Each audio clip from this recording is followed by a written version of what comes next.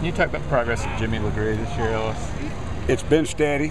You know, he's had a few days out there that he hasn't been at a level that we need him to be, you know, to play as a starter in this conference. But overall, we've been very pleased with him. I wish we had somebody behind him, you know, that was competing with him like Bryson was. And right now, there's not a whole lot of competition for that job. So, but we've been overall really pleased with Jimmy. How'd the scrimmage go today from your perspective? I think it went pretty well. We had some objectives when we came out, and we gave a bunch of guys that have got to try to help us in the 2 deep. We gave them a bunch of repetitions.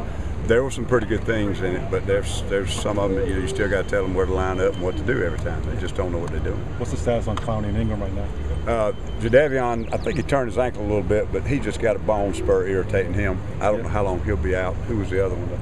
Ingram. Melvin's got a Charlie horse on his thigh. I think he caught a knee on his thigh. Right. And I would say a day or 2 or 3, but I don't know for sure. Are you expecting Clowney to be out for the next 3 or 4 days, or when are you expecting Clowney to come back? I really don't know. He says not bothering him too much, but the bone spurs are irritating the sprain, the slight sprain he had.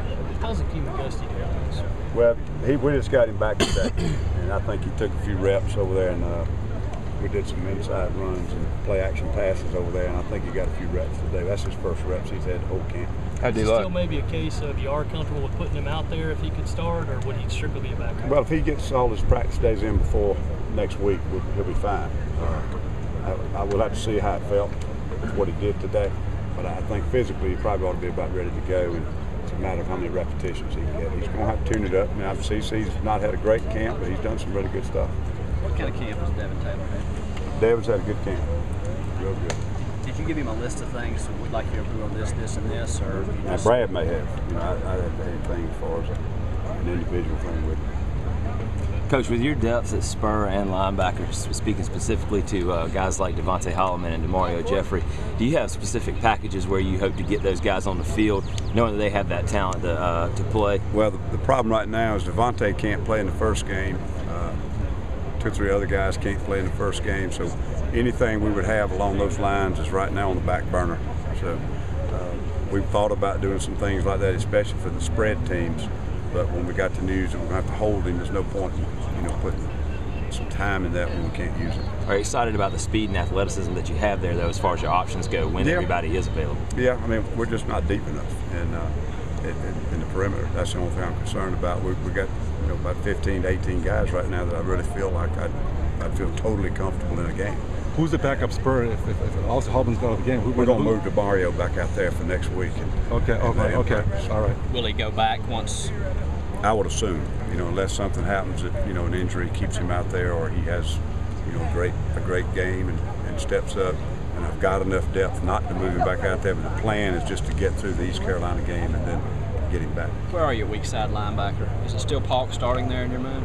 I really feel like right now I'd rotate Shaq and Paulk inside. Right. We're getting a whole lot better control of our defense when one of those 2 guys are in there in the middle.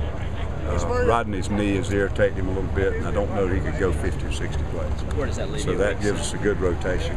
That leaves us plenty of bodies. DeMario's had a great camp. Reggie Bowens moved out to Will Blacker 2 days ago. He's doing a hell of a job. I think taking all the verbal communication off of him has helped him. Yeah. He's still got a few things he's got to learn on his pass drops out that Will.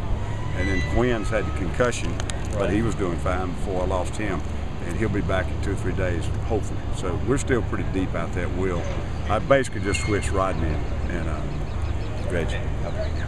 You've talked it to death, but are you seeing the fact that maybe your starters are going to be better at not blowing assignments and not doing those crazy things you talked about? So far, but I think some of that goes back to what I mentioned about Rodney and Shaq being in the middle, and one of those 2 rotating with each other, and one of those 2 being in there. I think that'll help a lot.